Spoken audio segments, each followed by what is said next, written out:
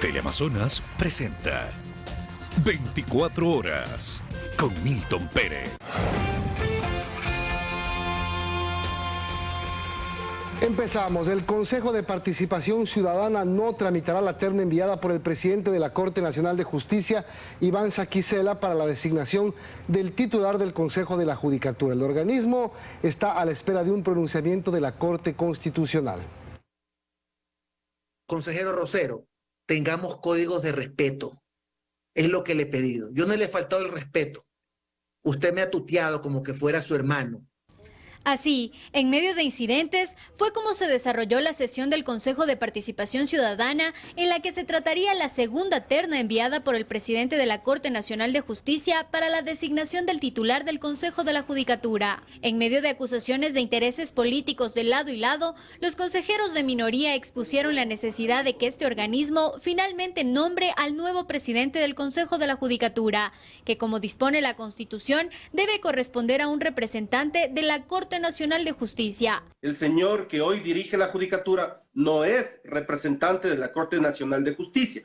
Por lo tanto, no se cumple la Constitución. Sin embargo, para el presidente del organismo, Hernán Ulloa, y los otros 3 consejeros de mayoría, el tema no es tan sencillo. Dicen que hay contradicciones legales que deben resolverse. Porque aquí no se sabe si se va a designar al vocal suplente, el doctor Román, o al principal. No se conoce. Por eso lo prudente es esperar el pronunciamiento de la Corte Constitucional. Se refiere a la sentencia que debe emitir la Corte Constitucional respecto de la acción de protección extraordinaria que presentó el alterno de la expresidenta de la Judicatura, Álvaro Román, quien reclama su designación como titular del organismo. El artículo 62 de la Ley Orgánica de Garantías Constitucionales señala que la acción extraordinaria de protección no tiene efectos suspensivos. Es decir, el Consejo de Participación Ciudadana no tiene ni puede esperar a una resolución de la Corte Constitucional. El Consejo de Participación Ciudadana tiene la obligación de tratar la terna. A decir del constitucionalista Aldrin Gómez, esto evidencia una vez más un claro incumplimiento de funciones por parte del Consejo de Participación Ciudadana. Y si bien la audiencia para conocer la acción de protección presentada por Román empezará este jueves, los expertos explican que la Corte tarda en emitir sentencias de este tipo entre 3 y 5 años. Y aunque este caso tenga un tratamiento prioritario, la sentencia podría demorar al menos hasta fin de año, dejando la titularidad del Consejo de la Judicatura en el limbo. En Quito, Belén Merizalde, 24 horas. La Asamblea tiene previsto cerrar mañana el juicio político en contra de los vocales del Consejo de la Judicatura. Hasta el momento, ninguna de las bancadas legislativas ha presentado la intención de mocionar la reconsideración de la votación que en primera instancia no consiguió los votos para la censura. Pachacuti, Izquierda Democrática, ha manifestado que mantendrán su voto abstentivo.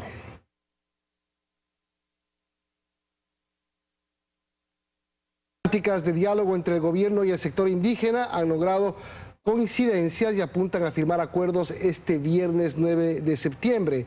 Según representantes de las organizaciones sociales, en la única mesa donde no hay acuerdos es la de control de precios, ya que no se dio paso al listado de 44 productos de la canasta básica familiar conforme el pedido indígena. Este jueves se redactarán los documentos que se firmarán el viernes con el cierre de estas primeras mesas.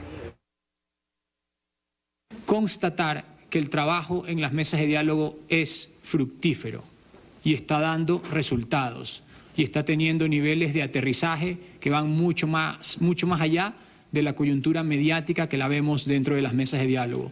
Hoy, por ejemplo, tuvimos conocimiento de que CONAFIPS, la Corporación Nacional de Finanzas Populares y Solidarias, a través de su director Roberto Romero, ya ha colocado hasta el momento aproximadamente 80 millones de dólares de aquello que fue acordado en la mesa de diálogo de banca pública y privada y que generó un acuerdo total en la mesa. Y se tiene previsto hasta el próximo año, hasta el primer trimestre del próximo año, colocar 400 millones de dólares. Luego de la vacancia legislativa, el Pleno de la Asamblea deberá analizar en segundo debate las reformas a las pensiones vitalicias. El informe de la Comisión de los Trabajadores, con el respaldo de los asambleístas de UNES y el Partido Social Cristiano, apoya la entrega de pensiones a exmandatarios con sentencias ejecutoriadas, lo que incluye a Rafael Correa y Jorge Glass. El oficialismo y Pachacutic se pronunciaron en rechazo a esta posibilidad. Como parte de la investigación por presunto cohecho en el caso INA Papers, la Fiscalía General del Estado allanó las oficinas de Sinohydro, empresa que formó parte del proyecto Coca-Cola Sinclair, para continuar recabando información sobre la presunta infracción. Se incautaron equipos electrónicos y documentación relacionada con el proyecto hidroeléctrico ejecutado por dicha empresa en el Ecuador. En este caso son investigados desde marzo de 2019 el expresidente de la República, Lenín Moreno, y otras personas por supuestas irregularidades relacionadas a empresas offshore. Concluyó la etapa de instrucción fiscal en el caso China Camp, en el que es procesado el excontralor Pablo Celi. La fiscal general del Estado, Diana Salazar, solicita día y hora para que se realice la audiencia de evaluación y preparatoria de juicio. Esta investigación nació de información recabada del llamado caso Las Torres, en el que se procesa el delito de delincuencia organizada y en el que también son acusados los hermanos Celi, además de otras 10 personas. Otro tema: 9 años después de que el Consejo Nacional Electoral no diera paso a la consulta popular de Yas Unidos, el Tribunal Contencioso Electoral desbloquea el procedimiento. El campo Espingo Tambococha Tiputini produce actualmente más de 51.800 barriles diarios de crudo. El colectivo Yas Unidos celebra la decisión que tomó el Tribunal Contencioso Electoral de que se ordene declarar válidas las firmas y continúe el procedimiento de dictamen constitucional en la Corte. Le ordena al Consejo Nacional Electoral que sin más dilaciones, de forma inmediata, antes de 15 días, entregue el requisito de legitimidad democrática. Eso tiene que ir a la Corte Constitucional para que la Corte Constitucional emita el respectivo dictamen. Sin embargo, según el exministro de Energía, Fernando Santos Albite, esta pregunta ya no tendría lugar y además significaría un grave perjuicio. Usted no puede consultar sobre hechos que ya sucedieron.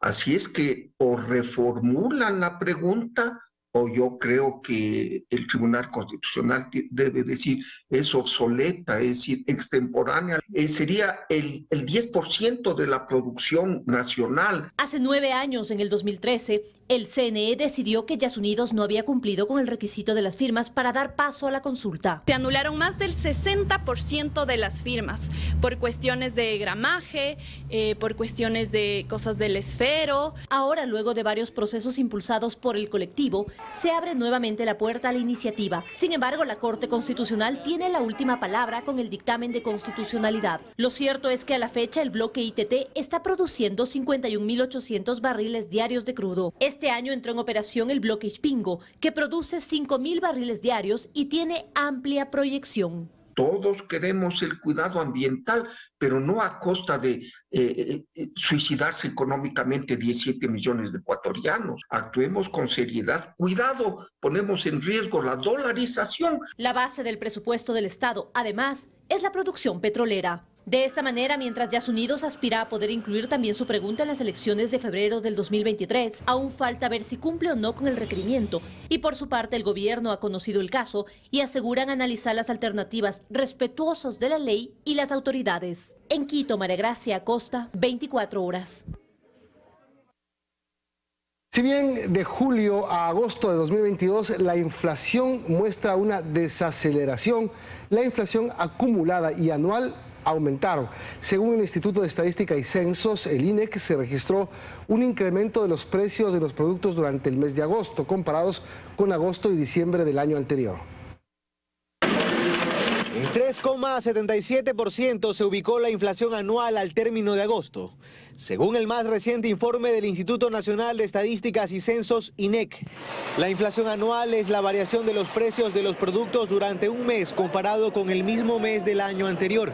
En agosto de 2021, es decir, 12 meses antes de esta última medición, La inflación anual se ubicó en 0,89%. Y si se compara hacia atrás con los agostos de 2020, 2019, 2018, 2017 y 2016, la inflación anual de agosto de 2022 es la más alta desde hace 7 años. Si bien de julio a agosto de 2022 la inflación mensual muestra una desaceleración que la ubica en un 0,03% comparada con los 0,16% del mes anterior. La inflación acumulada, que compara la variación de precios del mes respecto a diciembre del año anterior, aumentó. En agosto de 2022 se ubicó en 3,09%, mientras que en julio fue de 3,06%. Pese a esto, Ecuador está en segundo lugar de inflación por debajo del promedio regional, según la Comunidad Andina de Naciones CAN y Mercosur. En Guayaquil, Carlos Acoto, 24 horas. Hacemos una pausa, amigos. Enseguida, dramático. Un niño ecuatoriano es encontrado solo, deambulando en El Paso, Texas, en la frontera entre Estados Unidos y México. Además, revisamos la situación de inseguridad en la provincia de Manabí. Les damos detalles al volver. Un niño ecuatoriano de 4 años fue localizado por una patrulla fronteriza deambulando cerca de la frontera entre México y los Estados Unidos, en El Paso, en Texas. Según la Cancillería, el menor ahora permanece en un albergue hasta ser entregado a su madre. Tiene apenas 4 años de edad, es ecuatoriano. Bajo un sol canicular fue encontrado caminando, con un gorro en la cabeza y un juguete en la mano por la frontera de Estados Unidos con México, hasta que miembros de la patrulla fronteriza lo alcanzaron. Gloria Chávez, jefe del sector del Paso, explicó vía Twitter que el menor había sido abandonado por traficantes. Llevaba consigo el pasaporte y un papel con datos de sus familiares. En rueda de prensa, en la mañana de este miércoles, la Cancillería ecuatoriana dio más detalles. Actualmente está siendo atendido por autoridades de los Estados Unidos y nuestro consulado en Houston. La madre reside en los Estados Unidos, entiendo que en el estado de New Jersey. En su tuit, la agente fronteriza mencionó que son más de 19,000 los menores que han sido encontrados solos, deambulando en la frontera durante el presente año. Por su parte, la viceministra de Movilidad Humana en Ecuador, Silvia Espíndola, precisó que 12,921 compatriotas cruzaron de manera irregular la frontera de México y Estados Unidos y fueron deportados a Ecuador en lo que va de 2022. De esa cantidad, 2,991 son menores de edad que iban acompañados y no acompañados, como en el más reciente caso. La situación de este niño nos ha llegado al alma realmente. La forma en que sus padres lo expusieron a este menor. Pero William Murillo, presidente ejecutivo de la organización 1-800 Migrantes, dice que más allá de conmoverse, el gobierno ecuatoriano debe intervenir con políticas públicas que inviten a los compatriotas a quedarse en suelo patrio. No hay ningún plan de apoyo a los migrantes ecuatorianos y conmoverse no es suficiente. En abril pasado se difundió un video donde se observaba cómo 2 menores ecuatorianas eran arrojadas desde el muro fronterizo en el sector de Santa Teresa. Entendería que dado el tiempo transcurrido se produjo la reunificación de estos menores. Hay otros que desaparecieron y que nunca más se va a saber qué es lo que pasó. Solo en el 2022 se ha conocido el caso de 4 ecuatorianos desaparecidos en la frontera y 8 fallecidos. Luisa María Heredia, 24 horas. Maestros jubilados de varias provincias del país marcharon en Quito para exigir al gobierno que cumpla con el pago del incentivo jubilar. La marcha congregó alrededor de 2.500 personas que se dirigieron hasta la plataforma gubernamental financiera en el norte de la capital y donde funcionan las oficinas del Ministerio de Economía. El pedido fue dirigido al presidente de la República y al ministro Pablo Arosemena para que se cumpla con el pago de las pensiones jubilares. Al menos un centenar de pacientes renales y más de 80 niños con cáncer habrían muerto en el país en los últimos meses por la falta de atención médica oportuna. El desabastecimiento de fármacos reduce las probabilidades de quienes se atienden en la red pública de salud.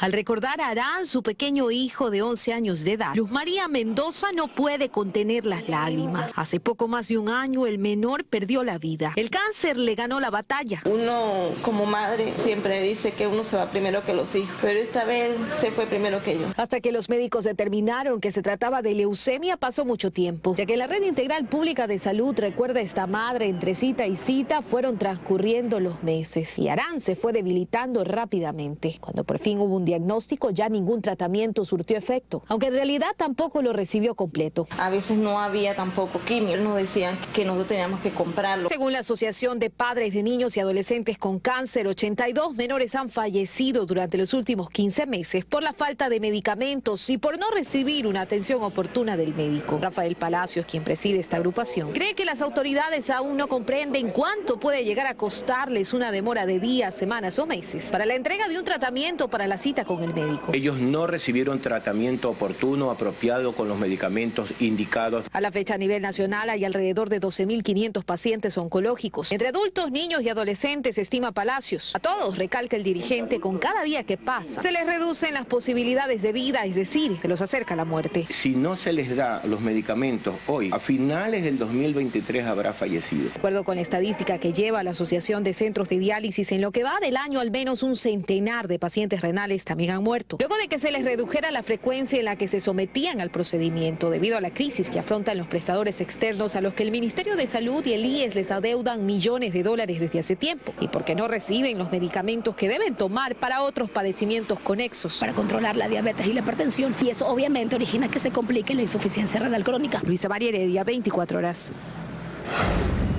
En 40 millones de dólares estaba valorada la droga que fue hallada en el cantón Jama, en Manabí. La violencia e inseguridad que se vive preocupa a los habitantes de esta provincia, que ya suma más de 300 muertes violentas en este año. Aunque la fiscalía en principio hablaba de 2 toneladas, finalmente se conoció que fue cerca de 1 tonelada la incautada. El hallazgo se dio en una finca de la zona rural del cantón Jama. La droga fue enterrada en 2 tanques plásticos y en su interior había 998 paquetes con cocaína. El hecho de que acopiaban en este perfil costanero toda la droga venía desde el norte, tenía una marquilla, en la marquilla decía 007 de color negro específico. Las autoridades han señalado que la finca era utilizada como centro de acopio y desde allí se enviaba droga hacia otras provincias y puertos del país. El cargamento estaría valorado en 40 millones de dólares. El narcotráfico sigue permeando la provincia y es uno de los principales motivos para el aumento de inseguridad y violencia. Ya suman 304 las muertes violentas en Manabí en lo que va del año. De estas, 55 se registran en su capital, Puerto Viejo. Son varios los acontecimientos que se han dado en los últimos días. Nuestras playas son permeables, hay mucha incidencia de grupos, peleas entre estas organizaciones delictivas. Una banda delictiva fue desarticulada en Manta. Hubo 8 detenidos. Identifica, si perfila, 2 vehículos en los cuales se encontraban circulando los 8 ciudadanos, 4 en cada vehículo. En otros cantones el panorama se repite. La policía ha establecido que ciudadanos de Venezuela y Colombia son reclutados por bandas del crimen organizado internacional para ejecutar asesinatos en Manabí. Mientras la policía señala que se está capturando cabecillas de bandas que está conteniendo las muertes violentas. Pero aún hay mucho que trabajar. Luis Alfredo Zúñiga, 24 horas. Esta mañana la Policía Nacional logró la incautación de 117 kilos de cocaína en el puerto de Pozorja, en Guayas. Los agentes inspeccionaron un buque que se encontraba en alta mar y tras la revisión se encontraron 120 paquetes rectangulares. 117 de ellos dieron positivo para cocaína. El alcaloide encontrado por las autoridades tenía como destino el puerto de Manzanillo, en México. El ministro del Interior, Patricio Carrillo, lideró un nuevo encuentro por la seguridad en Machala, en la provincia del Oro. En su intervención recalcó que es necesario reestructurar el sistema de justicia y diversos marcos legales para enfrentar las nuevas dinámicas del crimen organizado. También se suscribió un convenio de cooperación interinstitucional con la prefectura de la provincia, que tiene como objetivo entregar 6 camionetas, 10 motos y 2 motores a la subzona de la Policía del Oro para mitigar el incremento de la violencia y la delincuencia. Seguimos, amigos. Un torrente de agua contaminada desembocó en la playa de Montañita, en Santa Elena, uno de los atractivos turísticos más visitados del país, que no cuenta con manejo de desechos y una red de alcantarillado. Desde la alcaldía aseguran que la planta de tratamiento es la solución y estaría lista a finales de mes.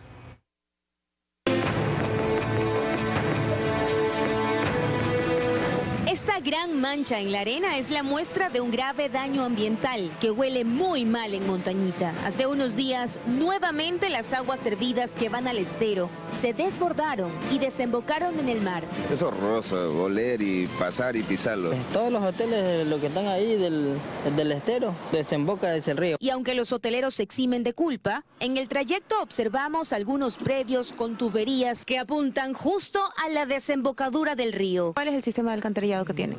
Eso va al sistema central. Esto sucede desde hace 15 años, nos cuenta Jacinta, quien ha vivido toda su vida en la comuna El Tigrillo, desde donde provienen las aguas servidas que les mostramos. O sea, sale 3 veces a la semana. Cuando este problema lo teníamos que salía el río de estas aguas cada 6 meses. Desde la alcaldía de Santa Elena, la solución es la planta de tratamiento de aguas residuales, que iba a ser entregada hace un año. Claro, pero no es culpa nuestra, pues. Nos comunicó el BEDE de que el financiamiento para esa obra se había perdido. ¿No va a estar lista esa planta de tratamiento? Este mes, antes de finales de este mes, estará lista la planta, ¿no? Está proyectado eso para por lo menos 30.000 habitantes. ¿En cuántos años? En los próximos 40 años. En enero de este año, el Ministerio de Ambiente interpuso una denuncia en Fiscalía contra el GAT de Santa Elena. Nosotros, el fiscal ya nos ha solicitado para el día 15 de septiembre realizar una inspección. En tanto, los comuneros solo esperan que se termine con más de una década de contaminación en uno de los atractivos turísticos más visitados del país. Vanessa Robles, 24 horas.